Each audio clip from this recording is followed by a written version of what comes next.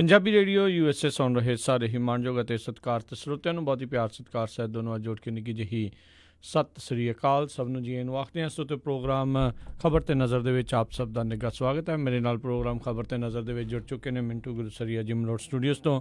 ਮਿੰਟੂ ਜੀ ਨਿੱਕੀ ਜੀ ਨੂੰ ਪਿਆਰ ਭਰੀ ਸਤਿ ਸ੍ਰੀ ਅਕਾਲ ਜੀ। ਜੀ ਸ਼ੁਕਰੀਆ ਜੀ, ਸਾਰਿਆਂ ਨੂੰ ਸਤਿ ਸ਼੍ਰੀ ਅਕਾਲ ਜੀ। ਸਾਡੇ ਅੱਜ ਦੇ ਪ੍ਰੋਗਰਾਮ ਖਬਰ ਤੇ ਨਜ਼ਰ ਉਸ ਨੂੰ ਸਪਾਂਸਰ ਕਰਦੇ ਨੇ ਖਾਲਸਾ ਇੰਸ਼ੋਰੈਂਸ ਏਜੰਸੀ ਵਾਲੇ, ਜਿਨ੍ਹਾਂ ਦੇ ਕੋਲੋਂ ਤੁਸੀਂ ਹਰ ਇੱਕ ਤਰੀਕੇ ਦੀ ਇੰਸ਼ੋਰੈਂਸ ਕਰਵਾ ਸਕਦੇ ਹੋ। ਪੂਰੇ ਅਮਰੀਕਾ ਭਰ ਦੇ ਵਿੱਚ ਇੰਸ਼ੋਰੈਂਸ ਕਰਦੇ ਨੇ। ਇੰਸ਼ੋਰੈਂਸ ਬਾਰੇ ਪਤਾ ਕਰਨ ਲਈ ਕਾਲ ਕਰੋ ਨੰਬਰ 408-272-2500 ਦੇ ਉੱਤੇ। ਇਸ ਦੇ ਨਾਲ Krishan Dhanota Yuba City, Satpal Singh Tracy, Jassi Gill Bakersfield, major Singh Fresno, GN tyre and lube ਵਾਲੇ, ਜਿਨ੍ਹਾਂ ਕੋਲ ਤੁਸੀਂ truck wash, oil change, air brake ਦਾ ਕੰਮ ਕਰਵਾ ਸਕਦੇ ਹੋ। ਨਵੇਂ ਪੁਰਾਣੇ ਟਾਇਰ ਵਾਜਿਬ ਕੀਮਤਾਂ 'ਚ ਖਰੀਦ ਸਕਦੇ ਹੋ। ਸੈਂਟਰਨੈਲਾ ਅਤੇ ਮਡੇਰਾ 'ਚ ਲੋਕੇਸ਼ਨਸ ਨੇ। ਹੋਰ ਜਾਣਕਾਰੀ ਲਈ ਕਾਲ ਨੇਮਾ ਸਹੋਤਾ 209-277-0113। ਨਾਲ ਹੀ West Coast truck driving school Fresno ਵਾਲੇ, ਜਿਨ੍ਹਾਂ ਦੇ ਕੋਲੋਂ ਤੁਸੀਂ ਇਹ ਜਿਹੜਾ ਕਿ ਤੁਹਾਨੂੰ ਟਰੱਕ ਦਾ ਲਾਇਸੈਂਸ ਬਹੁਤ ਹੀ ਵਧੀਆ ਸਿਖਲਾਈ ਦੇ ਕੇ ਘੱਟ ਸਮੇਂ 'ਚ ਸਿਖਾ ਕੇ ਦਿੰਦੇ ਹਨ। ਇਸ ਦੇ ਬਾਰੇ ਜਾਣਕਾਰੀ ਲਈ ਕਾਲ ਅਜੀਤ ਅਟਵਾਲ 559-374-4541 ਅਤੇ Chicago pizza with the twist ਵਾਲੇ, ਜਿਨ੍ਹਾਂ ਦੇ ਕੋਲੋਂ ਤੁਸੀਂ ਹਰ ਤਰ੍ਹਾਂ ਦਾ veg, non veg, Indian style pizza ਤੁਸੀਂ ਆਰਡਰ ਕਰ ਸਕਦੇ ਹੋ। ਪੀਜ਼ਾ ਆਰਡਰ ਕਰਨ ਦੇ ਲਈ ਇਹਨਾਂ ਦੀਆਂ ਲੋਕੇਸ਼ਨਸ ਦੀ ਜਾਣਕਾਰੀ ਦੇ ਲਈ ਵੈਬਸਾਈਟ ਵਿਜ਼ਿਟ ਕਰੋ chicagopizzatwist.com ਅਤੇ 15% ਡਿਸਕਾਊਂਟ ਦੇ ਲਈ ਕੂਪਨ ਕੋਡ 1313 ਦਾ ਇਸਤੇਮਾਲ ਕਰ ਸਕਦੇ ਹੋ। ਇਹਨਾਂ ਸਾਰਿਆਂ ਦਾ ਬਹੁਤ ਬਹੁਤ ਧੰਨਵਾਦ। ਜੇਕਰ ਤੁਸੀਂ ਜਾਂ ਕੋਈ ਹੋਰ ਕਾਰੋਬਾਰ ਇਸ ਪ੍ਰੋਗਰਾਮ ਨੂੰ ਸਪਾਂਸਰ ਕਰਨਾ ਚਾਹੁੰਦੇ ਹੋ, ਸੰਪਰਕ ਕਰੋ 408-722-7698 ਦੇ ਉੱਤੇ। ਅਤੇ ਗੱਲਬਾਤ ਦਾ ਸਿਲਸਿਲਾ ਮਿੰਟੂ ਜੀ ਸ਼ੁਰੂ ਕਰਦੇ ਹਾਂ। ਰਾਫੇਲ ਦੇ ਮੁਕਾਬਲੇ ਮੋਦੀ ਨੇ ਉਡਾਇਆ ਅਗਸਤਾ ਵੈਸਟਲੈਂਡ ਹੈਲੀਕਾਪਟਰ। ਕਿਤੇ ਕਲੈਸ਼ ਨਾ ਕਰ ਜਾਣ ਦੋਵੇਂ ਆਪਸ ਦੇ ਵਿੱਚ। ਸਹੀ ਗੱਲ ਆ। ਇੱਕ ਨੇ ਉਧਰੋਂ ਚੜਾ ਦਿੱਤਾ, ਇੱਕ ਨੇ ਉਧਰੋਂ ਚੜਾ ਦਿੱਤਾ।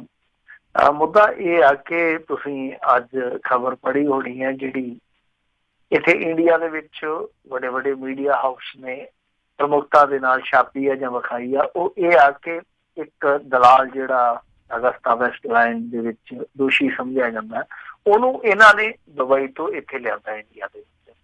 CBI ਨੇ ਉਹਨੂੰ ਕੋਰਟ ਦੇ ਵਿੱਚ ਪੇਸ਼ ਕਰਕੇ 5 ਦਿਨ ਦਾ ਰਿਮਾਂਡ ਵੀ ਲੈ ਲਿਆ। ਉਹਦਾ ਨਾਮ ਆ ਮਿਸ਼ੇਲ। ਸੋ ਮਿਸ਼ੇਲ ਨੂੰ ਇੱਥੇ ਲਿਆਂਦਿਆ ਗਿਆ। ਇਹਦੇ ਵਿੱਚ ਕੀ ਸੀਗਾ ਕਿ ਇਹਦੇ ਤੇ ਦੋਸ਼ ਲੱਗਦਾ ਆ ਕਿ ਇਹਨਾਂ ਨੇ ਇੱਕ ਖਰੀਦ ਵਾਸਤੇ ਡੀਲ ਕਰਵਾਈ ਸੀਗੀ, ਔਰ ਉਸ ਕੰਪਨੀ ਤੋਂ ਜਿਨ੍ਹਾਂ ਦੇ ਨਾਲ ਇਹਨਾਂ ਦੀ ਡੀਲ ਫਿਕਸ ਹੋਈ ਸੀ ਇੰਡੀਆ ਦੇ ਵਿੱਚ, ਤਾਂ ਉਸ ਕੰਪਨੀ ਤੋਂ ਇਹਨਾਂ ਨੇ ਮੋਟੀ ਰਿਸ਼ਵਤ ਲਈ। ਤਕਰੀਬਨ ਦੱਸਦੇ ਆ ਕਿ 200 ਕਰੋੜ ਰੁਪਈਆ ਰਿਸ਼ਵਤ ਦਾ ਸੀਗਾ। ਉਸ ਤੋਂ ਬਾਅਦ ਜਿਹੜਾ ਪੈਮਾਨਾ ਸੀਗਾ ਉਚਾਈ ਦਾ, ਉਹ 6000 ਮੀਟਰ ਤੋਂ ਘਟਾ ਕੇ 4500 ਮੀਟਰ ਕੀਤਾ ਗਿਆ, ਯਾਨੀ ਰਿਸ਼ਵਤ ਦੇ ਕੇ। ਤੇ ਇਹ ਵਿਚੋਲੀਏ ਦੀ ਭੂਮਿਕਾ ਸੀਗਾ ਮਿਸ਼ੇਲ। ਤਾਂ ਇਹਨੂੰ ਉੱਥੋਂ ਲਿਆਉਣ ਦੇ ਵਿੱਚ ਦੱਸਦੇ ਆ ਕਿ ਅਜੀਤ ਡੋਭਾਲ ਦੀ ਬੜੀ ਅਹਿਮ ਤੇ ਸਰਗਰਮ ਭੂਮਿਕਾ ਰਹੀ ਆ। ਹੁਣ ਇਹਨੂੰ ਲਿਆਂਦੇ ਨੂੰ ਹਾਲੇ ਕੁਛ ਘੰਟੇ ਹੋਏ ਸੀਗੇ ਤੇ ਨਰਿੰਦਰ ਮੋਦੀ ਨੇ ਜਿਸ ਤਰ੍ਹਾਂ ਤੁਸੀਂ ਸ਼ਬਦ ਇਸਤੇਮਾਲ ਕੀਤਾ ਕਿ ਅਗਸਤਾ ਵੈਸਟਲੈਂਡ ਹੈਲੀਕਾਪਟਰ ਹੈ ਜਿਹੜਾ ਉਡਾ ਵੀ ਦਿੱਤਾ। ਉੱਥੇ ਸਾਫ਼ ਸੰਕੇਤ ਮਿਲਦਾ ਕਿ ਰਾਫੇਲ ਦੇ ਮੁਕਾਬਲੇ ਹੀ ਅਗਸਤਾ ਵੈਸਟਲੈਂਡ ਜਿਹੜਾ ਉਹ ਉਡਾਇਆ ਜਾ ਰਿਹਾ, ਕਿਉਂਕਿ ਇਲੈਕਸ਼ਨ ਦੀ ਰੁੱਤ ਆ। 5 ਸਟੇਟਾਂ ਦੇ ਵਿੱਚ ਕੰਪੇਨ ਚੱਲਦੀ ਪਈ ਆ। ਹਰੇਕ ਥਾਂ ਤੇ ਰਾਹੁਲ ਗਾਂਧੀ ਚੌਂਕੀਦਾਰ ਚੋਰ ਹੈ, ਉਹ ਅਲਾਪਦਾਰੀ ਅਲਾਪਦਾ। ਤਾਂ ਇਸ ਚੀਜ਼ ਦਾ ਤੋੜ ਭਾਰਤੀ ਜਨਤਾ ਪਾਰਟੀ ਕੋਲ ਕੋਈ ਠੋਸ ਰੂਪ ਦੇ ਵਿੱਚ ਹੈ ਨਹੀਂ ਸੀਗਾ। ਪਰ ਇਹਨਾਂ ਨੂੰ ਕਹੀਏ ਕਿ ਹੁਣ ਬੈਠੇ ਬਿਠਾਇਆ ਨੂੰ ਸ਼ਿਕਾਰ ਲੱਭ ਗਿਆ। ਸ਼ਿਕਾਰ ਇਹ ਲੱਭ ਗਿਆ ਕਿ ਮਿਸ਼ੇਲ ਦੀ ਹਵਾਲਗੀ ਹੋ ਗਈ। ਤਾਂ ਹੁਣ ਇਸ ਮਾਮਲੇ ਦੇ ਵਿੱਚ ਜਿੱਦਾਂ ਚ ਨਰਿੰਦਰ ਮੋਦੀ ਨੇ ਪਹਿਲੇ ਹੀ ਭਾਸ਼ਣ ਦੇ ਵਿੱਚ ਇਹ ਮੋਰਚਾ ਖੋਲਿਆ, ਜਿੱਦਾਂ ਉਹਨੇ ਕਿਹਾ ਕਿ ਅਸੀਂ ਇੱਕ ਇਹਨਾਂ ਦਾ ਵੱਡਾ ਰਾਜਦਾਰ ਲੈ ਆਂਦਾ ਤੇ ਹੁਣ ਉਹ ਰਾਜ ਖੋਲੂਗਾ। ਗੱਲ ਪਤਾ ਨਹੀਂ ਕਿੱਥੋਂ ਤੱਕ ਜਾਊ। ਤਾਂ ਇਹ ਸਾਫ਼ ਸੰਕੇਤ ਆ ਕਿ ਆਉਣ ਵਾਲੇ ਦਿਨਾਂ ਦੇ ਵਿੱਚ ਰਾਫੇਲ ਦੇ ਮੁੱਦੇ ਨੂੰ ਅਗਸਤਾ ਵੈਸਟਲੈਂਡ ਹੈਲੀਕਾਪਟਰ ਦੀ ਡੀਲ ਦੇ ਨਾਲ ਕਾਟ ਦੇ ਵਿੱਚ ਕੀਤਾ ਜਾਊਗਾ। ਸੋ ਹੁਣ ਇਹ ਦੇਖਦੇ ਆ ਕਿ ਜਦੋਂ ਦੋਨੇ ਉੱਡਣਗੇ, ਜਿੱਦਾਂ ਰਾਫੇਲ ਉੱਡੂਗਾ ਜਾਂ ਇਹ ਅਗਸਤਾ ਵੈਸਟਲੈਂਡ, ਤਾਂ ਰਾਜਨੀਤੀ ਦੇ ਆਕਾਸ਼ ਦੇ ਵਿੱਚ ਚੜ੍ਹਤ ਫਿਰ ਕਿਹਦੀ, ਅਗਸਤਾ ਵੈਸਟਲੈਂਡ ਦੀ ਜਾਂ ਰਾਫੇਲ ਦੀ। ਲੋਕ ਕਿਹਨੂੰ ਪਸੰਦ ਕਰਦੇ ਆ, ਲੋਕ ਕਿਹਨੂੰ ਨਕਾਰਦੇ, ਇਹ ਵੇਖਣਾ ਦਿਲਚਸਪ ਹੋਏਗਾ। ਕਿਉਂਕਿ ਉਹ ਜਿਹੜੀ ਡੀਲ ਸੀਗੀ ਉਹ UPA ਸਰਕਾਰ ਵੇਲੇ ਹੋਈ ਸੀ। ਰਾਫੇਲ ਦੀ ਡੀਲ ਜਿਹੜੀ ਰੌਲੇ ਵਾਲੀ ਡੀਲ ਆ ਉਹ ਹੋਈ ਸੀ ਇਹਨਾਂ ਦੇ ਰਾਜ। ਜੀ ਜੀ ਬਿਲਕੁਲ। ਹੁਣ ਜਿਉਂ-ਜਿਉਂ ਇਲੈਕਸ਼ਨ ਨਜ਼ਦੀਕ ਆ, ਬੜੇ ਕੁਛ ਜਿਹੜਾ ਇੱਦਾਂ ਦੀਆਂ ਚੀਜ਼ਾਂ ਹੋਰ ਵੀ ਹੋਣ ਦੀਆਂ ਕਿਆਸ ਰਹੀਆਂ ਨੇ। ਚੰਗੀ ਗੱਲ ਆ ਵੀ ਜਿਨ੍ਹਾਂ ਨੇ ਇਹ ਘਪਲੇ ਕੀਤੇ ਆ ਉਹਨਾਂ ਨੂੰ ਸਜ਼ਾਵਾਂ ਵੀ ਮਿਲਦੀਆਂ ਚਾਹੀਦੀਆਂ ਨੇ। ਅਗਲੀ ਮਿੰਟੂ ਜੀ ਗੱਲ ਕਰਦੇ ਕਹਿੰਦੇ ਯੋਗੀ ਆਦਿੱਤਿਆਨਾਥ ਨੇ ਇੱਕ ਵੱਡੀ ਘਟਨਾ ਦੇ ਉੱਤੇ ਬੜੀ ਨਿੱਕੀ ਸੋਚ ਦਾ ਵਿਖਾਵਾ ਪ੍ਰਗਟਾਇਆ। ਹਾਂ, ਇਹ ਸੋਚ ਇੰਨੀ ਜ਼ਿਆਦਾ ਨਿੱਕੀ ਹੋਵੇ ਔਰ ਇੱਕ ਚੀਫ ਮਿਨਿਸਟਰ ਦੀ ਸੋਚ ਇੰਨੀ ਨਿੱਕੀ ਹੋਵੇ ਤੇ ਫਿਰ ਮੇਰੇ ਖਿਆਲ ਦੇ ਨਾਲ ਬਹੁਤ ਦੁਖਾਂਤਕ ਗੱਲ ਆ। ਔਰ ਬੜੀ ਤਰਾਸਦੀ ਹੈ ਫਿਰ ਭਾਰਤੀ ਰਾਜਨੀਤੀ ਦੀ ਕਿ ਚੀਫ ਮਿਨਿਸਟਰ ਹੈ ਜਿਹੜਾ ਉਹ ਇੱਕ ਐਸਾ ਚੁਣਿਆ ਗਿਆ ਜਾਂ ਐਸਾ ਦਿੱਤਾ ਗਿਆ, ਵੈਸੇ ਚੁਣਿਆ ਤੇ ਕੀ ਗਿਆ, ਬਾਅਦ ਦੇ ਵਿੱਚ ਹੀ ਚਿਹਰਾ ਇਹਨਾਂ ਨੇ ਲਿਆਂਦਾ ਤਾਂ ਲੋਕਾਂ ਤੇ ਐਸਾ ਚੀਫ ਮਿਨਿਸਟਰ ਬਿਠਾਇਆ ਗਿਆ ਜਿਹੜਾ ਕਿ ਕਿਸੇ ਵੀ ਪੱਖ ਤੋਂ ਕਾਬਲ ਨਹੀਂ ਜਾਂਦਾ। ਇਹ ਉਹ ਚੀਫ ਮਿਨਿਸਟਰ ਆ ਜਿਹਨੇ ਬਿਆਨ ਦਿੱਤਾ ਸੀਗਾ ਜਾਂ ਕਹਿ ਲਈਏ ਕਿ ਭੜਕ ਮਾਰੀ ਸੀਗੀ ਕਿ ਹੁਣ ਅਪਰਾਧੀ ਹੈ ਜਿਹੜੇ ਉਹ ਯੂਪੀ ਛੱਡ ਜਾਣ, ਜਾਂ ਅਸੀਂ ਅੰਦਰ ਪਹੁੰਚਾ ਦਿਆਂਗੇ ਜਾਂ ਫਿਰ ਪੱਕੇ ਹੀ ਪਹੁੰਚਾ ਦਿਆਂਗੇ। ਹੁਣ ਪੱਕੇ ਕਿੱਥੇ ਕਹਿ ਰਿਹਾ ਸੀਗਾ, ਉਹ ਫਿਰ ਬਾਅਦ ਦੇ ਵਿੱਚ ਜਿੱਦਾਂ ਐਨਕਾਊਂਟਰ ਸ਼ੁਰੂ ਹੋਏ ਉਹ ਸਾਰਿਆਂ ਨੇ ਆਪਾਂ ਦੇਖਿਆ, ਪਰ ਬਾਵਜੂਦ ਇਸ ਤੇ ਉਹ ਕਹਿੰਦਾ ਸੀਗਾ ਕਿ ਅਪਰਾਧੀਆਂ ਦੇ ਹੌਸਲੇ ਆ ਜਿਹੜੇ ਉਹ ਟੁੱਟ ਚੁੱਕੇ ਆ। ਤਾਂ ਅਪਰਾਧੀਆਂ ਨੇ ਕਿੱਦਾਂ ਦੇ ਹੌਸਲੇ ਦਿਖਾਏ ਤੁਹਾਨੂੰ ਪਤਾ ਹੀ ਆ। 2 ਦਿਨ ਪਹਿਲਾਂ ਜਿਸ ਤਰੀਕੇ ਨਾਲ ਇੰਸਪੈਕਟਰ ਨੂੰ ਕਤਲ ਕੀਤਾ ਗਿਆ ਕਪੀੜ ਦੇ ਵੱਲੋਂ, ਉਹ ਸਾਰਾ ਅਪਰਾਧੀ ਤੱਤੀ ਸੀਗਾ। ਉਹਨਾਂ ਨੂੰ ਅਸੀਂ ਜ਼ਿੰਮੇਵਾਰ ਨਾਗਰਿਕ ਤਾਂ ਹੁਣ ਕਹਿਣੋਂ ਰਹੇ, ਪਰ ਇਹਦੇ ਵਿੱਚ ਹੋਇਆ ਕੀ ਆ ਕਿ ਯੋਗੀ ਆਦਿੱਤਿਆਨਾਥ ਨੇ ਅੱਜ ਇੱਕ ਸਮੀਖਿਆ ਮੀਟਿੰਗ ਕੀਤੀ ਆ ਜਿਹਦੇ ਵਿੱਚ ਕਾਫੀ ਵੱਡੇ ਜਿੱਦਾਂ DGP ਸੀਗਾ, ਇਹਦਾ ਹੋਮ ਸੈਕਟਰੀ ਸੀਗਾ, ਇਸ ਤੋਂ ਇਲਾਵਾ ਇੰਟੈਲੀਜੈਂਸ ਦੇ ਕਾਫੀ ਵੱਡੇ ਅਧਿਕਾਰੀ ਸੀਗੇ।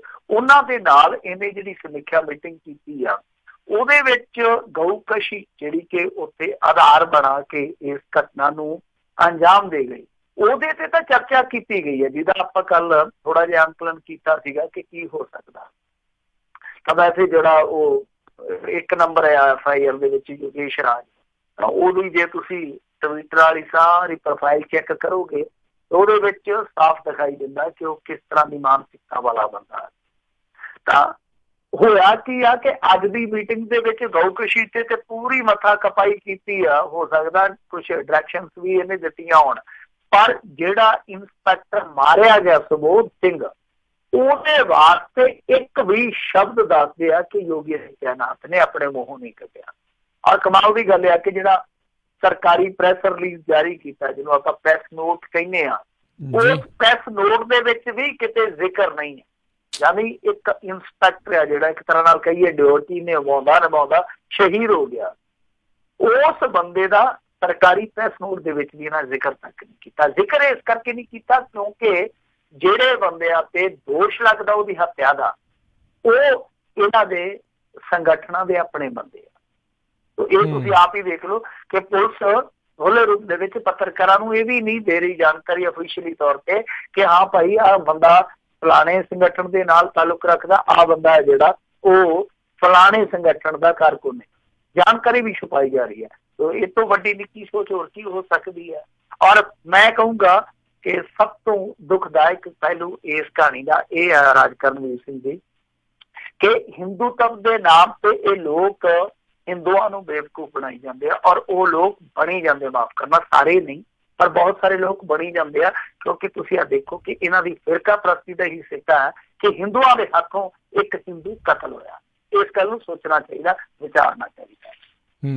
ਜੀ ਜੀ ਅਗਲੀ ਜਿਹੜੀ ਗੱਲ ਕਰਦੇ, ਕਹਿੰਦੇ ਮਹਾਰਾਸ਼ਟਰ ਸਰਕਾਰ ਨੇ ਲਿਆ ਦਿਲਚਸਪ ਕਰਜ਼ਾ, ਲੋਕਾਂ ਵਿੱਚ ਫੁੱਲ ਚਰਚਾ।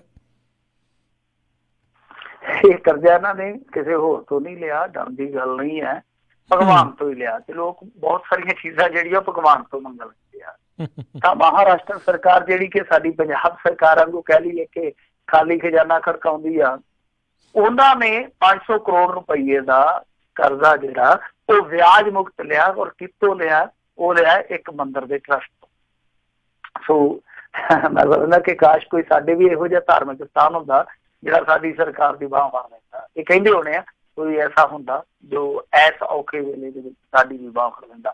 ਦਰਅਸਲ ਇਹਨਾਂ ਨੇ ਸ੍ਰੀ ਸਾਈਂ ਬਾਬਾ ਮੰਦਿਰ ਟਰਸਟ ਤੋਂ 500 ਕਰੋੜ ਰੁਪਈਏ ਦਾ ਇਹ ਜਿਹੜਾ ਵਿਆਜ ਮੁਕਤ ਕਰਜ਼ਾ ਚੁੱਕਿਆ। ਉਹਦੀ ਇਹ ਵੀ ਮਿਆਦ ਨਹੀਂ ਰੱਖੀ ਗਈ ਕਿ ਕਦ ਮੋੜਨਾ ਹੈ, ਯਾਨੀ ਖੁੱਲਾ ਖਾਤਾ ਹੀ ਹੈ, ਖੁੱਲੇ ਖਾਤੇ ਮਿੱਤਰਾਂ ਦੇ। ਸੋ ਇਹ ਜਿਹੜਾ ਕਰਜ਼ਾ ਲਿਆ ਗਿਆ, ਦੱਸਦੇ ਆ ਕਿ ਇੱਕ ਪ੍ਰੋਜੈਕਟ ਸੀਗਾ ਅਹਿਮਦਨਗਰ ਦੇ ਵਿੱਚ ਜੋ ਪਾਣੀ ਦੀ ਸਪਲਾਈ ਬਾਰੇ ਸੀਗਾ, ਨਿਲਵੰਡੇ ਸਿੰਜਾਈ ਯੋਜਨਾ। ਨਿਲਵੰਡੇ ਸਿੰਜਾਈ ਯੋਜਨਾ ਇੱਕ ਪ੍ਰੋਜੈਕਟ ਸੀਗਾ ਜੋ ਕਿ ਠੱਪ ਪਿਆ ਸੀ, ਜਿਹਦੇ ਤੇ 1200 ਕਰੋੜ ਰੁਪਈਏ ਦਾ ਲਾਗਤ ਦਾ ਅਨੁਮਾਨ ਸੀਗਾ ਔਰ ਇਹਨਾਂ ਦੇ ਕੋਲੋਂ ਪੈਸਾ ਜੁਟਾਇਆ ਨਹੀਂ ਸੀ ਜਾ ਰਿਹਾ। ਤਾਂ ਉਸ ਸੂਰਤ ਦੇ ਵਿੱਚ ਇਹਨਾਂ ਨੇ ਉਸ ਟਰਸਟ ਦੇ ਕੋਲੋਂ 500 ਕਰੋੜ ਰੁਪਏ ਦਾ ਕਰਜ਼ਾ ਚੁੱਕਿਆ। ਔਰ ਕਮਾਲ ਦੀ ਗੱਲ ਇਹ ਹੈ ਕਿ ਦੇਵੇਂਦਰ ਫੜਨਵੀਸ ਜਿਹੜੇ ਉੱਥੋਂ ਦੇ ਮੁੱਖ ਮੰਤਰੀ ਹੈ ਉਹ ਭਾਰਤੀ ਜਨਤਾ ਪਾਰਟੀ ਤੋਂ ਤਾਲੁਕ ਰੱਖਦੇ ਆ, ਤੇ ਜਿਹੜਾ ਇਸ ਟਰਸਟ ਦਾ ਚੇਅਰਪਰਸਨ ਆ ਉਹ ਵੀ ਸੱਜਣ ਭਾਰਤੀ ਜਨਤਾ ਪਾਰਟੀ ਦਾ ਆਗੂ ਆ, ਉਹਦਾ ਨਾਮ ਹੈ ਸ੍ਰੀ ਸੁਰੇਸ਼ ਹਵਾਰੇ। ਤਾਂ ਜਦੋਂ ਉਹਨੂੰ ਲੱਗਿਆ ਕਿ ਸਾਡੀ ਪਾਰਟੀ ਦਾ ਜਿਹੜਾ ਮੁੱਖ ਮੰਤਰੀ ਆ ਉਹ ਇੰਨਾ ਜ਼ਿਆਦਾ ਕਸੂਤਾ ਫਸਿਆ ਪਿਆ ਕਿ ਪੀਣ ਵਾਲੇ ਪਾਣੀ ਦੀ ਸਕੀਮ ਨੂੰ ਨੇਪਰੇ ਚਾੜਨ ਦੇ ਵੀ ਕਾਬਿਲ ਨਹੀਂ ਰਿਹਾ, ਉਹਨੇ ਕਿਹਾ ਕੋਈ ਗੱਲ ਨਹੀਂ, ਤੂੰ ਸਾਡੇ ਦਰ ਤੇ ਆ ਜਾ, ਆਪਾਂ ਭਗਵਾਨ ਤੋਂ ਤੈਨੂੰ ਥੋੜੀ ਜਿਹੀ ਦਾਤ ਦਵਾ ਦਿੰਦੇ ਆ। ਤੋ ਭਗਵਾਨ ਤੋਂ ਉਹਨੇ ਇਹ ਦਾਤ ਜਾਂ ਕਹਿ ਲਈਏ ਕਿ ਇੱਕ ਤਰ੍ਹਾਂ ਨਾਲ ਸਰਕਾਰ ਨੂੰ ਗਿਫਟ ਦਵਾ ਦਿੱਤਾ, ਕਿਉਂਕਿ ਕੋਈ ਵਿਆਜ ਨਹੀਂ, ਕੋਈ ਲੈਣਾ ਨਹੀਂ, ਕੋਈ ਦੇਣਾ ਨਹੀਂ, ਕਰਜ਼ੇ ਦਾ ਕਰਜ਼ਾ। ਇਹ ਕਰਜ਼ਾ ਕਾਹਦਾ? ਇੱਕ ਤਰ੍ਹਾਂ ਨਾਲ ਕਹਿ ਲਈਏ ਕਿ ਉਧਾਰੀ ਆ, ਜਦੋਂ ਮਰਜ਼ੀ ਚੁਕਾ ਦੇ, ਖੁੱਲਾ ਖਾਤਾ। ਪਰ ਇਹੋ ਜਿਹੇ ਮੰਦਰ ਹੋਰ ਬਹੁਤ ਸਾਰੇ ਆ। ਮੇਰੇ ਖਿਆਲ ਦੇ ਨਾਲ ਕਰਜ਼ਾ ਸਾਰੀਆਂ ਸਰਕਾਰਾਂ ਨੂੰ ਚੁੱਕ ਲੈਣਾ ਚਾਹੀਦਾ ਉਹਨਾਂ ਤੋਂ। ਤੇ ਵੈਸੇ ਵੀ ਮੰਦਰਾਂ ਨੂੰ ਚਾਹੀਦਾ ਕਿ ਭਗਵਾਨ ਨੂੰ ਪੈਸੇ ਦੀ ਕੀ ਜ਼ਰੂਰਤ ਹੈ, ਗਰੀਬ ਨੂੰ ਜ਼ਿਆਦਾ ਜ਼ਰੂਰਤ ਹੈ, ਗਰੀਬ ਦੇ ਬੱਚਿਆਂ ਨੂੰ ਤਾਲੀਮ ਦੀ ਜ਼ਿਆਦਾ ਜ਼ਰੂਰਤ ਹੈ, ਭੁੱਖੇ ਨੂੰ ਰੋਟੀ ਦੀ ਜ਼ਿਆਦਾ ਜ਼ਰੂਰਤ ਹੈ। ਪਰ ਸਾਡੇ ਇੱਥੇ ਮੰਦਰਾਂ ਦੇ ਵਿੱਚ ਜਾਂ ਹੋਰ ਧਾਰਮਿਕ ਸਥਾਨਾਂ ਦੇ ਵਿੱਚ ਕੀ ਹਾਲ ਹੈ ਉਹ ਆਪਾਂ ਸਾਰੇ ਜਾਣਦੇ ਹਾਂ। ਦੱਸਦੇ ਆ ਕਿ ਜਿਹੜੇ ਮੰਦਰਾਂ ਦੇ ਵਿੱਚ ਜੇ ਆਪਾਂ ਗੱਲ ਕਰੀਏ ਇੰਨਾ ਜ਼ਿਆਦਾ ਧਨ ਪਿਆ, ਇੰਨਾ ਜ਼ਿਆਦਾ ਧਨ ਪਿਆ ਕਿ 100 ਪ੍ਰਮੁੱਖ ਮੰਦਰ ਹੀ ਲੈ ਲਈਏ, ਤਕਰੀਬਨ ਦੱਸਦੇ ਆ ਕਿ 3600 ਅਰਬ ਰੁਪਈਏ ਦਾ ਤੇ ਇਕੱਲਾ ਸੋਨਾ ਹੀ ਸੋਨਾ ਹੈ। ਉਹ ਇਕੱਲਾ ਸੋਨਾ ਹੀ ਸੋਨਾ ਹੈ। ਜੇ ਚੋਣਵੇਂ ਜੇ ਮੰਦਰਾਂ ਤੇ ਆਪਾਂ ਨਜ਼ਰ ਮਾਰ ਲਈਏ, ਮੈਂ ਕਾਲੀ ਕਾਲੀ ਚ ਦੱਸ ਦਿੰਦਾ ਜੀ। ਤਿਰੂਪਤੀ ਬਾਲਾ ਜੀ ਦਾ ਮੰਦਿਰ ਹੈ ਜਿਹੜਾ, ਉੱਥੇ 8 ਟਨ ਦੇ ਗਹਿਣੇ ਆ, ਬੈਂਕਾਂ ਚ 300 ਕਿਲੋ ਸੋਨਾ ਜਮਾ ਪਿਆ, 1000 ਕਰੋੜ ਰੁਪਈਏ ਦੀਆਂ FD ਨੇ, ਜਿਨ੍ਹਾਂ ਨੂੰ ਆਪਾਂ ਫਿਕਸ ਡਿਪੋਜ਼ਿਟ ਕਹਿ ਦਿੰਦੇ ਆ। ਇੱਥੇ ਹਰ ਸਾਲ 70,000 ਸ਼ਰਧਾਲੂ ਆਉਂਦੇ ਆ ਤੇ ਦੱਸਦੇ ਆ ਕਿ ਹਰ ਮਹੀਨੇ ਚੜਾਵਾ ਜਿਹੜਾ ਉਹ ਕਰੋੜਾਂ ਰੁਪਈਆਂ ਦੇ ਵਿੱਚ, ਤੇ ਇਹਦੀ ਸਾਲਾਨਾ ਆਮਦਨ ਦੱਸਦੇ ਆ ਕਈ 100 ਕਰੋੜ ਆ। ਵੈਸ਼ਨੋ ਦੇਵੀ ਮੰਦਿਰ ਹੈ, ਤਿਰੂਪਤੀ ਬਾਲਾ ਜੀ ਮੰਦਿਰ ਤੋਂ ਬਾਅਦ ਦੱਸਦੇ ਆ ਕਿ ਦੇਸ਼ ਦੀ ਸਭ ਤੋਂ ਜ਼ਿਆਦਾ ਧਾਰਮਿਕ ਸਥਾਨ ਤੇ ਕਮਾਈ ਇੱਥੇ ਆ, ਇਹਦੀ ਸਾਲਾਨਾ 500 ਕਰੋੜ ਰੁਪਈਆ। ਸਾਈਂ ਬਾਬਾ ਮੰਦਿਰ ਹੈ ਜਿੱਥੇ, ਇੱਥੇ ਵੀ ਦੱਸਦੇ ਕਿ ਮੰਦਿਰ ਕੋਈ 32 ਕਰੋੜ ਰੁਪਏ ਦੇ ਗਹਿਣੇ ਆ, ਬਾਕੀ ਜਾਇਦਾਦ ਵੱਖਰੀ। ਇਹਦੀ ਰੋਜ਼ਾਨਾ ਆਮਦਨ ਜਿਹੜੀ 60 ਲੱਖ ਰੁਪਏ ਤੋਂ ਉੱਤੇ ਦੱਸੀ ਜਾਂਦੀ, ਤੇ ਸਾਲਾਨਾ ਆਮਦਨ ਜਿਹੜੀ ਹੈ ਉਹ 210 ਕਰੋੜ ਤੋਂ। ਪਦਮਨਾਥ ਮੰਦਿਰ ਕੁਝ ਸਾਲ ਪਹਿਲਾਂ ਇੱਥੇ ਕੇਰਲਾ ਦੇ ਤਿਰਵਨੰਤਪੁਰਮ ਦੇ ਪਦਮਨਾਥ ਮੰਦਿਰ ਤੇ ਗੁਪਤ ਤਹਿਖਾਨਿਆਂ ਚੋਂ ਇੱਕ ਖਜ਼ਾਨਾ ਮਿਲਿਆ ਸੀ ਜਿਹੜਾ ਖਰਬਾਂ ਰੁਪਈਆ ਦਾ। ਇਹਦੇ ਚ ਸੋਨੇ ਦੀਆਂ ਮੂਰਤੀਆਂ, ਹੀਰੇ ਜਵਾਹਰਾਤ, ਗਹਿਣੇ, ਸੋਨੇ ਚਾਂਦੀ ਦੇ ਸਿੱਕੇ, ਜੇ ਇਹੀ ਲਾ ਲਈਏ ਦੱਸਦੇ ਕਿ 5 ਲੱਖ ਕਰੋੜ ਰੁਪਈਏ ਦੇ।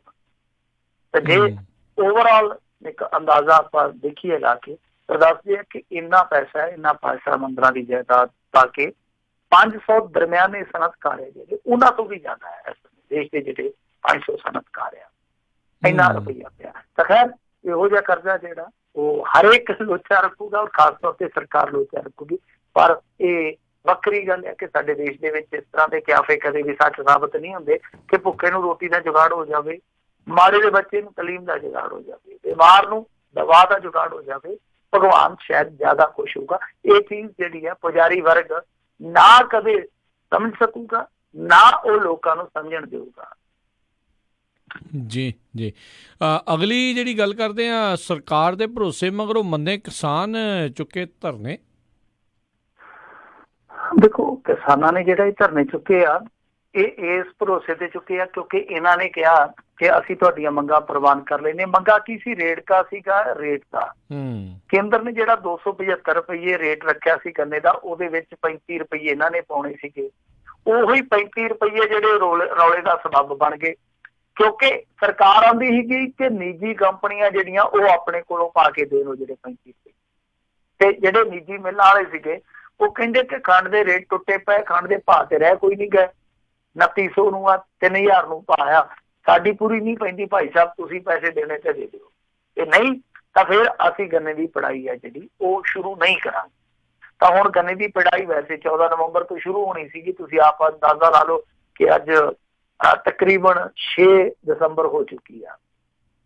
ਤਾਂ ਇੰਨਾ ਦਿਨ ਜਿਹੜਾ ਗੰਨਾ ਪੀੜਿਆ ਨਹੀਂ ਗਿਆ, ਉਹਦਾ ਇਹ ਸਿੱਟਾ ਵੀ ਨਿਕਲ ਸਕਦਾ। ਮੰਨ ਲਓ ਹੁਣ ਤੇ ਧਰਨਾ ਖਤਮ ਹੋ ਗਿਆ, ਜੇ ਧਰਨਾ ਚੱਲ ਜਾਂਦਾ ਤਾਂ ਉਹ ਜਿਹੜੀਆਂ ਗੰਨੇ ਦੀਆਂ ਮਿੱਲਾਂ 14 ਨਵੰਬਰ ਨੂੰ ਚੱਲਣੀਆਂ ਸੀ ਉਹ ਚੱਲਦੀਆਂ 14 ਦਸੰਬਰ ਨੂੰ, ਜਾਂ ਫਿਰ ਅੱਗੇ ਹੋਰ ਧਰਨਾ ਚੱਲ ਜਾਂਦਾ ਜਾਂ ਇਹ ਕੌਨਫਲਿਕਟ ਹੋਰ ਜਾਰੀ ਰਹਿੰਦਾ, ਤੇ ਉਹਦੇ ਚ ਕੀ ਹੋਣਾ ਸੀਗਾ ਕਿ ਗੰਨਾ ਜਿਹੜਾ ਉਹ ਪਛੜ ਜਾਣਾ ਸੀਗਾ। ਤੇ ਜਦੋਂ ਖੇਤਾਂ ਚ ਮੰਨ ਲਓ ਅਪ੍ਰੈਲ ਮਈ ਚ ਉਹ ਗੰਨਾ ਜਿਹੜਾ ਉਹ ਖੜਿਆ ਰਹੂਗਾ ਤਾਂ ਸੁੱਕ ਜਾਊਗਾ, ਬਹੁਤ ਹੱਦ ਤੱਕ ਉਹਦਾ ਵਜ਼ਨ ਘੱਟ ਜਾਊਗਾ। ਉਹ ਵੀ ਕਿਸਾਨਾਂ ਨੂੰ ਲੋਸ ਪਿਆ। ਇਹ ਕਿਸਾਨਾਂ ਦਾ ਇੱਕ ਲੌਜਿਕ ਸੀਗਾ ਕਿ ਸਾਡਾ ਗੰਨਾ ਜਿਹੜਾ ਜੇ ਮੰਨ ਲਓ ਪਛੜ ਕੇ ਚੁੱਕਿਆ ਜਾਂਦਾ ਹੈ, ਉਹ ਖੇਤਾਂ 'ਚ ਖੜਿਆ ਰਹਿੰਦਾ ਅਪ੍ਰੈਲ ਮਈ ਦੀ ਧੁੱਪ ਦੇ ਵਿੱਚ, ਤਾਂ ਉਹਦਾ ਵਜ਼ਨ ਜਿਹੜਾ ਉਹ ਸਾਨੂੰ ਘਾਟਾ ਪਊਗਾ। ਦੂਜੀ ਮੰਗ ਇਹ ਸੀਗੀ ਕਿ ਸਾਡਾ 400 ਕਰੋੜ ਰੁਪਈਏ ਦਾ ਬਕਾਇਆ ਉਹ ਦਿਓ ਲੈ ਕੇ ਇਹਨਾਂ ਜਿਹੜੀਆਂ ਮਿੱਲਾਂ ਨੇ, ਕੰਪਨੀਆਂ ਨੇ ਜਿਹੜੀਆਂ, ਉਹਦੇ ਵਿੱਚ ਸਭ ਤੋਂ ਜ਼ਿਆਦਾ ਦੱਸਦੇ ਕਿ ਕਾਂਗਰਸੀ ਹੈ ਜਿਹੜਾ ਰਾਣਾ ਗੁਰਜੀਤ ਸਿੰਘ ਉਹਦੀ ਮਿੱਲ ਵਾਲਿਆ। ਤਾਂ ਇੱਕ ਵੱਡੀ ਮੰਗ ਇਹ ਸੀ। ਤੀਸਰੀ ਜਿਹੜੀ ਮੈਂ ਆਪਾਂ ਗੱਲ ਕੀਤੀ ਆ, ਰੇਟ ਜਿਹੜਾ ਉਹ ਸਾਡਾ ਬਣਦਾ ਪਾ ਦੇ। ਹੁਣ ਕਿਸਾਨਾਂ ਦੀ ਸਮੱਸਿਆ ਇਹ ਹੈ ਕਿ ਇੱਕ ਜਿੱਦਾਂ ਕਹਿ ਲਈਏ ਕਿ ਰੂਲ ਬਣਿਆ, ਕਾਇਦਾ ਬਣਿਆ ਕਿ 14 ਦਿਨਾਂ ਦੇ ਅੰਦਰ ਅੰਦਰ ਗੰਨੇ ਦੀ ਪੇਮੈਂਟ ਕਿਸਾਨ ਨੂੰ ਦੇਣੀ ਹੈ। ਜੇ ਮਿੱਲ ਨਹੀਂ ਦਊਗੀ ਤੇ ਨਾਲ ਫਿਰ ਉਹ ਵਿਆਜ ਅਦਾ ਕਰੂ। ਤੇ ਇੱਥੇ ਤੇ 2-2, 3-3 ਸਾਲ ਗੰਨੇ ਦਾ ਬਕਾਇਆ ਜਿਹੜਾ ਉਹ ਕਿਸਾਨਾਂ ਨੂੰ ਨਹੀਂ ਦਿੱਤਾ ਜਾਂਦਾ। ਤਾਂ ਇਸੇ ਕਰਕੇ ਕਿਸਾਨ ਅੱਕੇ ਪਏ ਸੀਗੇ। ਸਰਕਾਰ ਵੀ ਦੇਖੋ ਕਿਸ ਤਰ੍ਹਾਂ ਕੰਮ ਕਰਦੀ ਹੈ। ਪਹਿਲਾਂ ਕਿਸਾਨ ਮਿਲਣ ਗਏ, ਇਹਨਾਂ ਨੇ ਆਖਿਆ ਮਿਲਾ ਦਿੰਦੇ ਆ। ਚੰਡੀਗੜ੍ਹ ਲਿਜਾ ਕੇ ਉਹਨਾਂ ਆਗੂਆਂ ਨੂੰ ਕਹਿਤਾ ਕਿ ਦੇਖੋ ਜੀ ਅਮਰਿੰਦਰ ਸਿੰਘ ਤੇ ਬਿਮਾਰ ਸ਼ੁਮਾਰ ਰਹਿੰਦੇ ਆ, ਅੱਜ ਨਹੀਂ ਉਹ ਮੁਲਾਕਾਤ ਕਰਦੇ। ਤਾਂ ਜਦੋਂ ਇਸ ਤਰ੍ਹਾਂ ਦਾ ਮਜ਼ਾਕ ਕੀਤਾ, ਉਹ ਫਿਰ ਅੱਕ ਕੇ ਸੜਕਾਂ ਤੇ ਆ ਗਏ। ਜਦੋਂ ਸੜਕਾਂ ਤੇ ਆ ਗਏ ਤੇ ਫਿਰ ਇਹਨਾਂ ਦੇ ਹੋਸ਼ ਵੀ ਟਿਕਾਣੇ ਆ ਗਏ। ਹੁਣ ਇਹਨਾਂ ਨੇ ਗੱਲਬਾਤ ਕੀਤੀ ਆ ਔਰ ਵਿਚਲਾ ਰਸਤਾ ਕੀ ਕੱਢਿਆ ਕਿ ਜਿਹੜੇ 35 ਰੁਪਈਆਂ ਦਾ ਰੌਲਾ ਜਿਹੜਾ ਮੈਂ ਪਿੱਛੇ ਗੱਲ ਕੀਤੀ ਆ, ਉਹਦੇ ਵਿੱਚ 25 ਰੁਪਈਏ ਜਿਹੜੇ ਸਰਕਾਰ ਆਪਣੇ ਕੋਲੋਂ ਦੇਊਗੀ ਤੇ 10 ਰੁਪਈਏ ਇਹਨਾਂ ਨੇ ਕਿਹਾ ਕਿ ਨਿੱਜੀ ਜਿਹੜੀਆਂ ਮਿਲਾਂ ਵਾ ਉਹ ਆਪਣੇ ਕੋਲੋਂ ਅਦਾ ਕਰਨਗੀਆਂ। ਤੇ ਇੱਥੇ ਆ ਕੇ ਸਹਿਮਤੀ ਬਣੀ ਆ। ਹੁਣ ਦੇਖੋ ਇਹ ਮੰਗਾਂ ਪ੍ਰਵਾਨ ਹੁੰਦੀਆਂ ਜਾਂ ਫਿਰ ਅੱਗੇ ਜਿਵੇਂ ਅਧਿਆਪਕਾਂ ਦਾ ਸੰਘਰਸ਼ ਤਾਰੋ ਪੀਡੋ ਕਰ ਦਿੱਤਾ, ਲਾਰੇ ਲੱਪੇ ਲਾ ਕੇ, ਸ਼ਾਇਦ ਉਹਨਾਂ ਨੇ ਵੀ ਇੱਕ ਵਾਰੀ ਮੌਕਾ ਜਿਹੜਾ ਫਿਰ ਸੰਭਾਲ ਲਿਆ। ਪਰ ਦੂਜੀ ਚੀਜ਼ ਇੱਕ ਹੋਰ ਵੀ ਦੇਖਣ ਵਾਲੀ ਆ ਕਿ ਬਹੁਤ ਸਾਰੇ ਕਿਸਾਨਾਂ ਤੇ ਇਹਨਾਂ ਨੇ ਕੇਸ ਦਰਜ ਕੀਤੇ ਆ ਜਿਹੜੇ 2 ਦਿਨ ਗੁਜ਼ਰੇ ਆ, ਇਹਨਾਂ 2 ਦਿਨਾਂ ਦੇ ਦਰਮਿਆਨ ਕਾਫੀ ਕਿਸਾਨਾਂ ਤੇ ਕੇਸ ਦਰਜ ਕੀਤੇ, ਲਗਭਗ ਤਾਦਾਦ 500 ਦੱਸੀ ਜਾਂਦੀ ਆ। ਤਾਂ ਕੀ ਉਹਨਾਂ ਕਿਸਾਨਾਂ ਦੇ ਕੇਸ ਵੀ ਵਾਪਸ ਲਊਗੇ?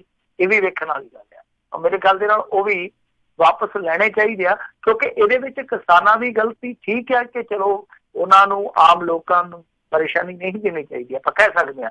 ਪਰ ਜਿਹੜੇ ਲੋਕਾਂ ਨੇ ਮਜਬੂਰ ਕੀਤਾ, ਅਸਲ ਦੇ ਵਿੱਚ ਗੁਨਾਹਗਾਰ ਤੇ ਉਹੀ ਨੇ। ਇੱਕ ਤੇ ਇਹ ਆ ਕਿ ਗੰਨੇ ਦਾ ਬਕਾਇਆ ਜਿਹੜਾ ਉਹ ਇੰਨੇ ਮਹੀਨਿਆਂ ਤੋਂ ਉਹਨਾਂ ਨੂੰ ਨਹੀਂ ਮਿਲਿਆ ਔਰ ਅੱਗੇ ਕਦੋਂ ਮਿਲੂਗਾ ਕੋਈ ਪੱਕੀ ਤਰੀਕ ਨਹੀਂ। ਔਰ ਦੂਜੀ ਚੀਜ਼ ਇਹ ਆ ਕਿ ਮੌਜੂਦਾ ਸਾਲ ਦੇ ਵਿੱਚ ਜਿਹੜਾ ਉਹਨਾਂ ਨੂੰ ਭਾਅ ਮਿਲਣਾ ਚਾਹੀਦਾ ਉਸ ਭਾਅ ਤੋਂ ਵੀ ਭੱਜੀ ਜਾਂਦੇ ਆ। ਫਿਰ ਇਹ ਕਹਿੰਦੇ ਕਿ ਫਸਲੀ ਵਿਭਿੰਨਤਾ ਲਿਆਓ ਜੀ, ਉਹ ਕਰੋ, ਉਹ ਕਰੋ, ਉਹ ਕਰੋ। ਦਾਲਾਂ ਵਾਲੀ ਵੀ ਇਹੋ ਹਾਲ, ਸਬਜ਼ੀ ਵੇਰੇ ਵੀ ਇਹੋ ਹਾਲ, ਗੰਨੇ ਵੇਰੇ ਵੀ ਇਹੋ ਹਾਲ। ਤੇ ਫਿਰ ਹੁਣ ਬੰਦਾ ਬੀਜੇ ਤੇ ਬੀਜੇ ਕੀ ਦੱਸੋ? ਹੁਣ ਲੋਕਾਂ ਦੇ ਸਿਰ ਵੱਢ ਕੇ ਤੇ ਬੀਜ ਨੂੰ ਰਿਹਾ, ਬੀਜੂਗਾ ਤਾਂ ਫਸਲ ਹੀ। ਫਸਲ ਜਿਹੜੀ ਆ ਉਹ ਫਿਰ ਹਮੇਸ਼ਾ ਹੀ ਖੱਜਲ ਖੁਆਰ ਕਰਕੇ ਚੁੱਕੀ ਜਾਂਦੀ ਹੈ ਤੇ ਕਿਸਾਨ ਮਾਰੀ ਤੇ ਕਰੂਗਾ ਕੀ? ਹੁਣ ਗੰਨਾ ਕੌਣ ਲਾਊਗਾ? ਜਿਹੜਾ ਆਪਣੀ ਫਸਲ ਬੀਜ ਕੇ ਤੇ ਮੁੜ ਕੇ ਧੱਕੇ ਖਾਵੇ, ਉਹ ਦੁਬਾਰਾ ਇਹੋ ਜਿਹੀ ਫਸਲ ਕਾਹਤੋਂ ਬੀਜ ਕੇ ਸਿਆਪਾ ਛੇੜੂਗਾ? ਜੀ ਸਹੀ ਗੱਲ ਹੈ ਜੀ। ਜੀ ਅਗਲੀ ਜਿਹੜੀ ਆਪਾਂ ਮਿੰਟੂ ਜੀ ਗੱਲ ਕਰਦੇ, ਕਹਿੰਦੇ ਨਵੇਂ ਅਕਾਲੀ ਦਲ ਵਾਸਤੇ ਬ੍ਰਹਮਪੁਰਾ ਹੋਰਾਂ ਨੇ ਸ਼ੁਰੂ ਕੀਤੀਆਂ ਮਸ਼ਕਾਂ। ਇਹ ਤੇ ਹੁਣ ਕਰਨੀਆਂ ਹੀ ਪੈਣੀਆਂ ਜੀ। ਜਦੋਂ ਦੌੜ ਨਹੀਂ ਲੱਗ ਪਏ ਤਾਂ ਫਿਰ ਪੈਰਾਂ ਨੂੰ ਦੁੱਖ ਤੇ ਪਹੁੰਚਣਾ ਹੀ ਪਹੁੰਚਣਾ। ਤਾਂ ਇਹਨਾਂ ਨੂੰ ਤਕਲੀਫ ਤੇ ਹੁਣ ਉਠਾਉਣੀ ਪਊਗੀ। ਤਾਂ ਅੱਜ ਇਹਨਾਂ ਨੇ ਆਪਣੇ ਹਲਕੇ ਦੇ ਵਿੱਚ ਕੁਝ ਬੈਠਕਾਂ ਕੀਤੀਆਂ ਔਰ ਰਣਜੀਤ ਸਿੰਘ ਬ੍ਰਹਮਪੁਰਾ ਨੇ ਅੱਜ ਆਪਣੇ ਤਰਕਿਸ਼ ਦੇ ਵਿੱਚੋਂ ਕਾਫੀ ਤਿੱਖੇ ਤੀਰ ਕੱਢੇ ਆ। ਉਹ ਕਹਿੰਦੇ ਕਿ ਬਾਦਲ ਸਾਹਿਬ ਨੇ ਉਹਨਾਂ ਦੇ ਨਾਲ 7 ਵਾਰੀ ਸੰਪਰਕ ਕੀਤਾ ਸੀ ਪਰ ਉਹਨਾਂ ਕੁਛ ਨਹੀਂ ਕਿਹਾ। ਹਾਂ, ਜਦੋਂ ਬਾਦਲ ਸਾਹਿਬ ਕਹਿੰਦੇ ਕਿ ਬ੍ਰਹਮਪੁਰਾ ਸਾਹਿਬ ਕੁਛ ਤੇ ਬੋਲੋ, ਏਦਾਂ ਨਾ ਕਰੋ, ਇੰਨੀ ਵੱਡੀ ਚੁੱਪ ਨਾ ਵੱਟੋ। ਫਿਰ ਕਹਿੰਦਾ ਕਿ ਮੈਂ ਆਖਿਆ ਕਿ ਤੁਹਾਡੇ ਮੁੰਡੇ ਤੇ ਉਹਦੇ ਸਾਲੇ ਨੇ ਬਹੁਤ ਕੁਛ ਕੀਤਾ ਤੇ ਮੈਂ ਤੁਹਾਨੂੰ ਉਹਦੇ ਬਾਰੇ ਬਹੁਤ ਸਮਝਾਇਆ ਸੀ ਪਰ ਤੁਸੀਂ ਸਮਝੇ ਨਹੀਂ। ਖੈਰ ਹੋਰ ਵੀ ਗੱਲਾਂ ਉਹਨਾਂ ਨੇ ਕਹੀਆਂ ਕਿ ਇਹਨਾਂ ਨੇ ਬਹੁਤ ਬੱਜਰ ਗੁਨਾਹ ਕੀਤੇ ਆ। ਬੇਅਦਬੀ ਦਾ ਮਾਮਲਾ, ਗੋਲੀकांड ਦਾ ਮਾਮਲਾ ਚੁੱਕਿਆ, ਕਰਪਸ਼ਨ ਦਾ ਮਾਮਲਾ ਉਹਨਾਂ ਨੇ ਚੁੱਕਿਆ। ਤਾਂ ਕੁੱਲ ਮਿਲਾ ਕੇ ਉਹ ਹੁਣ ਆ ਗਏ ਆ ਸਿਆਸੀ ਸ਼ਰੀਕੇਬਾਜ਼ੀ ਤੇ। ਜਿੱਦਾਂ ਆਪਾਂ ਸ਼ੁਰੂ ਚ ਦੇਖਿਆ ਸੀਗਾ ਕਿ ਸੁਖਬੀਰ ਬਾਦਲ ਤੇ ਜਾਂ ਬਿਕਰਮ ਸਿੰਘ ਮਜੀਠੀਏ ਤੇ ਉਹ ਕਾਫੀ ਤਲਖ ਹਮਲੇ ਕਰਦੇ ਸੀ, ਤਿੱਖੇ ਹਮਲੇ ਕਰਿਆ ਕਰਦੇ ਸੀਗੇ। ਪਰ ਜਦੋਂ ਵਾਰੀ ਆਉਂਦੀ ਸੀ ਪ੍ਰਕਾਸ਼ ਸਿੰਘ ਬਾਦਲ ਦੀ ਤਾਂ ਅਚਾਨਕ ਉਹਨਾਂ ਦੇ ਸੁਰ ਸੀਗੇ ਜਿਹੜੇ ਉਹ ਕੁਛ ਨਰਮ ਪੈ ਜਾਂਦੇ ਸੀ, ਮੱਧਮ ਪੈ ਜਾਂਦੇ ਸੀ। ਪਰ ਹੁਣ ਬਰਾਬਰ ਹੀ ਉਹ ਲੱਕੋ ਲਈ ਜਾਂਦੇ, ਚਾਹੇ ਮਜੀਠੀਆ ਹੋਵੇ, ਛੋਟਾ ਬਾਦਲ ਹੋਵੇ, ਵੱਡਾ ਬਾਦਲ ਹੋਵੇ, ਉਹ ਸਾਰਿਆਂ ਨੂੰ ਬਰਾਬਰ ਹੀ ਲਈ ਜਾਂਦੇ ਆ। ਤਾਂ ਇਸ ਵਾਰੀ ਵੀ ਉਹਨਾਂ ਨੇ ਕਿਹਾ ਕਿ ਅਸੀਂ ਬੈਂਸ ਜਾਂ ਸੁਖਪਾਲ ਖਹਿਰੇ ਹੋਰਾਂ ਨੂੰ ਨਾਲ ਲੈ ਕੇ ਤੋਰਨ ਦਾ ਯਤਨ ਕਰਾਂਗੇ। ਪਰ ਦੂਸਰੇ ਪਾਸੇ ਸੁਖਪਾਲ ਖਹਿਰੇ ਦੇ ਵੀ ਤੇਵਰ ਬਦਲੇ ਨਜ਼ਰ ਆਏ ਆ। ਕਹਿੰਦੇ ਹੁੰਦੇ ਨਾ ਕਿ ਬਦਲੇ ਇਸੇ ਹਜ਼ੂਰ ਨਜ਼ਰ ਆਤੇ ਹੈ। ਉਹਨੇ ਕਿਹਾ ਕਿ ਹਮ ਖਿਆਲੀ ਸਾਡੇ ਚੰਗੇ ਹੈ। ਜਦੋਂ ਇਹਨਾਂ ਨੇ ਪਾਰਟੀ ਦਾ ਐਲਾਨ ਕੀਤਾ ਸੀ ਉਦੋਂ ਤੇ ਸਾਡੇ ਨਾਲ ਸਲਾਹ ਨਹੀਂ ਕੀਤੀ। ਹੁਣ ਕਹਿੰਦੇ ਕਿ ਹਮ ਖਿਆਲੀਆਂ ਨੂੰ ਅਸੀਂ ਨਾਲ ਤੋਰਾਂਗੇ। ਸੋ ਸੁਖਪਾਲ ਖਹਿਰੇ ਦਾ ਇਹ ਜਿਹੜਾ ਬਿਆਨ ਆ ਉਹ ਆਪਣੇ ਆਪ ਦੇ ਵਿੱਚ ਬਹੁਤ ਕੁਛ ਬਿਆਨ ਕਰਦਾ। ਸ਼ਾਇਦ ਉਹ ਖੁਦ ਮੁਖਤਿਆਰੀ ਨੂੰ ਸਮਝਦੇ ਆ ਕਿ ਕਿਤੇ ਉੱਥੇ ਨਾ ਖਤਰਾ ਪੈਦਾ ਹੋ ਜਾਵੇ, ਕਿਉਂਕਿ ਰੌਲਾ ਖੁਦ ਮੁਖਤਿਆਰੀ ਦਾ। ਖੁਦ ਮੁਖਤਿਆਰੀ ਨੂੰ ਪੰਜਾਬੀ ਸ਼ਬਦਾਂ 'ਚ ਆਪਾਂ ਚੌਧਰ ਵੀ ਕਹਿ ਦਿੰਦੇ ਹਾਂ। ਉੱਥੇ ਪੁਰਾਣੇ ਬੈਠੇ ਆ ਪਾਪੀ, ਦੂਸਰੇ ਪਾਸੇ ਉਹ ਵੀ ਘੇਰ ਸਕਦੇ ਨੇ ਵੀ ਜਿਹੜੇ ਪੁਰਾਣੇ ਖੁੰਡ ਬੈਠੇ ਆ ਕਿ ਭਾਈ ਤੁਸੀਂ ਸਾਡੀ ਕਮਾਂਡ ਹੇਠ ਚੱਲੋ। ਤਾਂ ਫਿਰ ਇਹਦੇ ਵਿੱਚ ਸ਼ਾਇਦ ਇਹੋ ਚੀਜ਼ ਦੇਖੀ ਜਾ ਰਹੀ ਆ ਕਿ ਇੱਕ ਵਾਰੀ ਆਪਣਾ ਸੰਗਠਨ ਖੜਾ ਕੀਤਾ ਜਾਵੇ। ਉਹ ਵੀ ਸ਼ਾਇਦ ਸੋਚ ਰਿਹਾ ਕਿ ਆਪਣਾ ਸੰਗਠਨ ਖੜਾ ਕੀਤਾ ਜਾਵੇ। ਬਰਗਾੜੀ ਮੋਰਚੇ ਵਾਲੇ ਵੀ ਸ਼ਾਇਦ ਇਹੋ ਚੀਜ਼ ਲੈ ਕੇ ਚੱਲ ਰਹੇ ਆ। ਤਾਂ ਇਹਨਾਂ ਤਿੰਨਾਂ ਧੜਿਆਂ ਨੇ ਧਾਰੀ ਹੋਈ ਆ ਕਿ ਇੱਕ ਵਾਰੀ ਆਪੋ ਆਪਣਾ ਝੰਡਾ ਗੱਡਿਆ ਜਾਵੇ, ਉਸ ਤੋਂ ਬਾਅਦ ਫਿਰ ਅੱਗੇ ਸਮੀਕਰਨ ਜਿੱਦਾਂ ਵੀ ਫਿੱਟ ਬੈਠਣਗੇ ਬਿਠਾ ਲੈ ਜਾਣਗੇ। ਤੇ ਸ਼ਾਇਦ ਸੁਖਪਾਲ ਖਹਿਰੇ ਦੇ ਜਿਹੜੇ ਤੇਵਰ ਬਦਲੇ ਆ ਉਹਦੇ ਪਿੱਛੇ ਇਹੋ ਹੀ ਆ ਕਿ ਕਿਤੇ ਸਾਡੇ ਨਾਲ ਉਹ ਨਾ ਹੋ ਜਾਵੇ, ਜਿਵੇਂ ਆਂਦੇ ਹੁੰਦੇ ਨਾ ਕਿ ਤੇਲੀ ਵੀ ਕੀਤਾ ਤੇ ਰੁੱਖਾ ਵੀ ਖਾਧਾ। ਤੇ ਮੁੜ ਕੇ ਆਮ ਆਦਮੀ ਪਾਰਟੀ ਚੋਂ ਅਸੀਂ ਨਿਕਲੇ ਵੀ ਆ ਤੇ ਫਿਰ ਉਸੇ ਹੀ ਭਸੂੜੀ 'ਚ ਪੈ ਜਾਈਏ। ਉਹਦੇ ਨਾਲ ਚੰਗਾ ਉਹ ਜਿਵੇਂ ਆਂਦੇ ਹੁੰਦੇ ਪੰਜਾਬੀ 'ਚ ਕਿ ਇਲਾਜ ਨਾਲੋਂ ਪਰਹੇਜ਼ ਹੀ ਠੀਕ ਆ। ਜੀ ਜੀ ਜੀ। ਅਗਲੀ ਗੱਲ ਕਰਦੇ, ਕਹਿੰਦੇ ਫਿਰ ਟਲ ਸਕਦੀਆਂ ਨੇ ਪੰਚਾਇਤੀ ਚੋਣਾਂ। ਸ਼੍ਰੋਮਣੀ ਕਮੇਟੀ ਨੇ ਲਿਖਿਆ ਕੈਪਟਨ ਨੂੰ ਖੱਤ। ਸੋਸ਼ਲ ਮੀਡੀਆ ਤੇ ਵੀ ਇਸ ਚੀਜ਼ ਦੀ ਚਰਚਾ, ਤੇ ਸ਼ਾਇਦ ਸ਼੍ਰੋਮਣੀ ਕਮੇਟੀ ਨੇ ਉਹ ਜਿਹੜੀਆਂ ਭਾਵਨਾਵਾਂ ਆ ਉਹਨਾਂ ਨੂੰ ਭੁਲਾਉਣ ਦਾ ਯਤਨ ਕੀਤਾ। ਪਹਿਲਾਂ ਤੇ ਕਿਸੇ ਦੇ ਮਨ ਦੇ ਵਿੱਚ ਇਸ ਤਰ੍ਹਾਂ ਦਾ ਕੋਈ ਆਈਡੀਆ ਨਹੀਂ ਸੀਗਾ, ਨਾ ਹੀ ਕੋਈ ਚਰਚਾ ਹੋਈ ਆ। ਪਰ ਜਿਵੇਂ ਸੋਸ਼ਲ ਮੀਡੀਆ ਤੇ ਇਹ ਚੀਜ਼ਾਂ ਨਿਕਲੀਆਂ ਨੇ ਉਸ ਤੋਂ ਬਾਅਦ ਫਿਰ ਹੁਣ ਸ਼੍ਰੋਮਣੀ ਗੁਰਦੁਆਰਾ ਪ੍ਰਬੰਧਕ ਕਮੇਟੀ ਦੇ ਜਿਹੜੇ ਪ੍ਰਧਾਨ ਹੈ ਭਾਈ ਗੋਬਿੰਦ ਸਿੰਘ ਲੌਂਗੋਵਾਲ, ਉਹਨਾਂ ਨੇ ਸਰਕਾਰ ਨੂੰ ਜਾਂ ਕਹੀਏ ਕਿ ਮੁੱਖ ਮੰਤਰੀ ਨੂੰ ਖੱਤ ਲਿਖਿਆ। ਖੱਤ ਦੇ ਵਿੱਚ ਉਹਨਾਂ ਨੇ ਇਹ ਕਿਹਾ ਕਿ ਦੇਖੋ ਜਿਹੜਾ ਦਸੰਬਰ ਦਾ ਮਹੀਨਾ ਉਹ ਦਸਮ ਪਾਤਸ਼ਾਹੀ ਸ੍ਰੀ ਗੁਰੂ ਗੋਬਿੰਦ ਸਿੰਘ ਜੀ ਦੇ ਸਾਹਿਬਜ਼ਾਦੇ ਬਾਬਾ ਅਜੀਤ ਸਿੰਘ ਜੀ, ਬਾਬਾ ਜੁਝਾਰ ਸਿੰਘ ਜੀ, ਬਾਬਾ ਜ਼ੋਰਾਵਰ ਸਿੰਘ ਜੀ, ਬਾਬਾ ਫਤਿਹ ਸਿੰਘ ਜੀ ਜਾਂ ਉਹਨਾਂ ਦੇ ਮਾਤਾ ਗੁਜਰੀ ਜੀ ਜਿਹੜੇ ਉਹਨਾਂ ਦੀਆਂ ਸ਼ਹਾਦਤਾਂ ਨਾਲ ਸੰਬੰਧਿਤ ਹੈ। ਤਾਂ ਇਸ ਮਹੀਨੇ ਸਮੁੱਚੀ ਕੌਮ ਜਿਹੜੀ ਆ ਉਹ ਵਿਰਾਗਮਈ ਭਾਵਨਾਵਾਂ 'ਚ ਗੁਜ਼ਰਦੀ ਹੈ। ਸੋ ਇਸ ਕਰਕੇ ਇਹ ਜਿਹੜਾ ਚੋਣਾਂ ਵਾਲਾ ਖੱਪਖਾਨਾ ਇਹਨੂੰ ਰੋਕਿਆ ਜਾਵੇ। ਤਾਂ ਹੁਣ ਇਹਨਾਂ ਨੇ ਪੱਤਰ ਲਿਖ ਦਿੱਤਾ। ਕੀ ਸ਼੍ਰੋਮਣੀ ਗੁਰਦੁਆਰਾ ਪ੍ਰਬੰਧਕ ਕਮੇਟੀ ਦਾ ਇਹ ਪੱਤਰ ਹੈ ਜਿਹੜਾ ਉਹ ਸਰਕਾਰ ਤੇ ਕੋਈ ਅਸਰ ਪਾਊਗਾ ਜਾਂ ਸਰਕਾਰ ਆਪਣੀ ਮਜਬੂਰੀ ਦਾ ਹਵਾਲਾ ਦੇ ਕੇ ਇਸ ਪੱਤਰ ਨੂੰ ਪੁੱਠਾ ਮੋੜ ਦੇਊਗੀ? ਕਿਉਂਕਿ ਦੇਖੋ ਸਰਕਾਰ ਜਿਹੜੀ ਆ ਉਹ ਕਸੂਤੀ ਫਸੀ ਪਈ ਆ।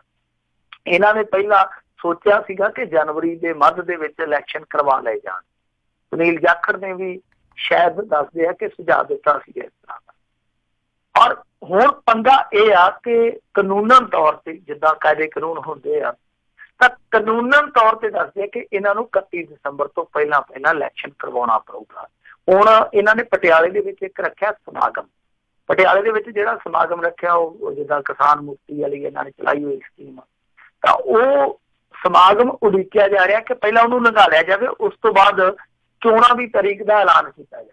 ਕਿਉਂਕਿ ਇਹਨਾਂ ਨੇ ਲਿਖ ਕੇ ਦਿੱਤਾ ਹੋਇਆ ਕਿ 31 ਦਸੰਬਰ ਤੋਂ ਪਹਿਲਾਂ ਚੋਣਾਂ ਕਰਵਾ ਦਿੱਤੀਆਂ ਜਾਣ। ਸਟੇਟ ਚੋਣ ਕਮਿਸ਼ਨਰ ਹੁੰਦਾ ਜਿਹੜਾ ਉਹਨੂੰ ਲਿਖ ਕੇ ਭੇਜਿਆ। ਤਾਂ ਸ਼ਾਇਦ ਪਟਿਆਲੇ ਵਾਲਾ ਸਮਾਗਮ ਜਿਹੜਾ ਉਹ ਉਡੀਕਿਆ ਜਾ ਰਿਹਾ।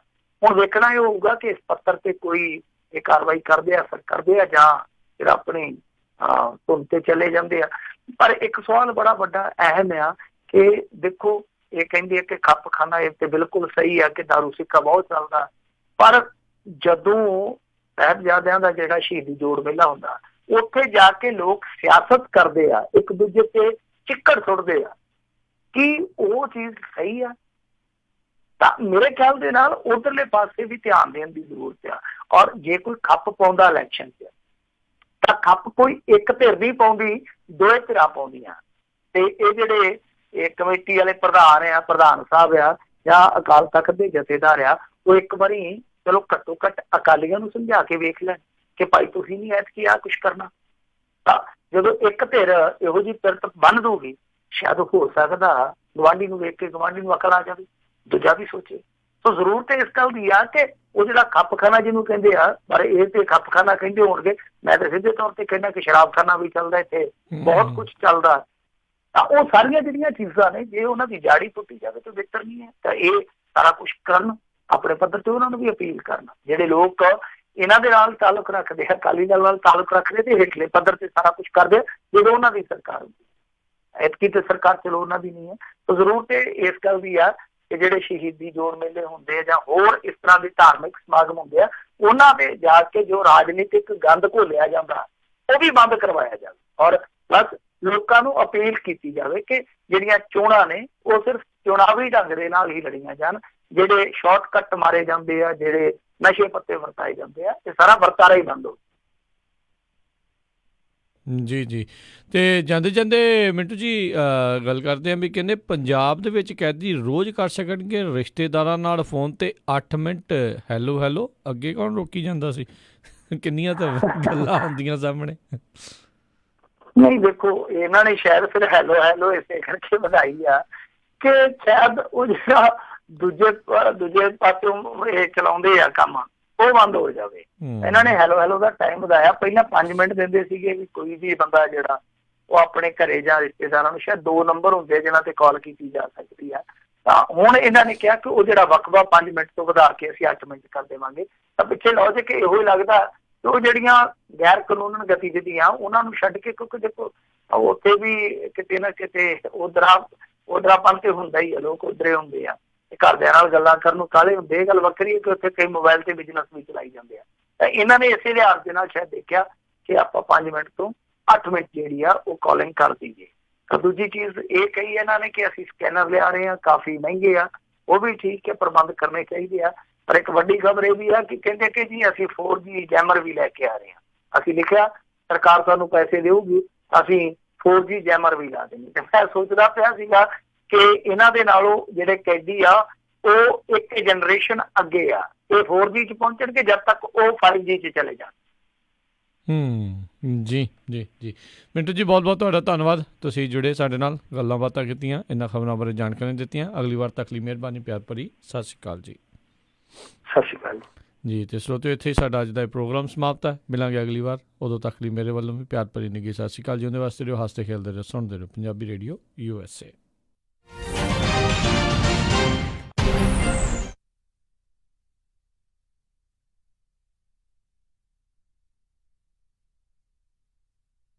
ਤੁਸੀਂ ਸੁਣ ਰਹੇ ਹੋ ਪੰਜਾਬੀ ਰੇਡੀਓ